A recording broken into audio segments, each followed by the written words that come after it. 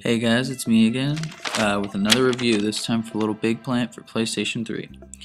This game is developed by Media Molecule. It's a platformer style game, kind of like the old side-scrolling Mario games on the Super Nintendo and original Nintendo system. The first thing I have to say about this game is that it just practically oozes a style that's all its own. It's so unique, it's vibrant, it stands out. It's really a crisp, clear graphical presentation, and probably like nothing else you'll seen before this and maybe after this, except for LittleBigPlanet 2, which is coming out later this year. The characters in the entire world are almost disgustingly cute, and the characters that you play as, which are fully customizable, the Sackboy, he's just adorable on his own, and Sony definitely has an excellent mascot here on their hands. In the story mode, there's 8 worlds that you traverse across. Each world has 3 different levels in it. The worlds are anything from like it starts off like in a fantasy land, then goes to a savannah, then there's like a metropolis, a Japanese kind of themed level, a Hindu kind of themed level, etc. All these levels are playable with friends. I know you can do at least 2 people on one console. I know you can do 4 online co-op. Not really sure how that works. Other than that, there's no real story. It's almost non-existent, but that's not why you're gonna play this game. That's not why you really play any of these games. I mean, same thing with Mario. It's like, who really cares after Princess Peach has been kidnapped so many times? But all these levels are very distinct and creative, and they don't feel like the last one. Throughout the levels, there's these little bubbles that you can pick up, some of them to score points, other ones you can pick up costumes and stickers. So there's a million different costumes to customize your sack person in. That's really a good draw of the game. There's stickers that you can place all throughout the world.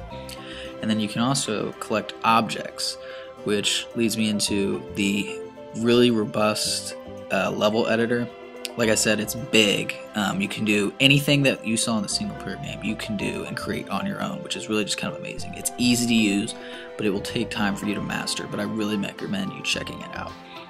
And just to go with that, in the level editor and even like in the I guess story mode, there's tutorials that can walk you through everything.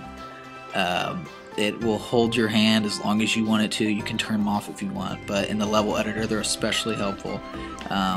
Even got some British humor in there, so it's not boring for you. It's somewhat humorous.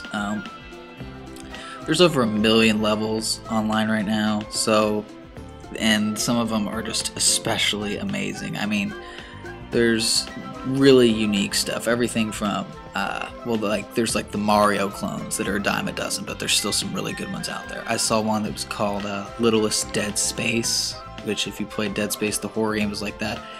It was kind of funny how it almost totally evoked the creepy feel, but in a cutesy environment. I've seen a couple based off of like the TV show Lost, and just tons of other things that aren't even necessarily based off of, something that you're already immediately familiar with, something that creative minds have come up with on their own.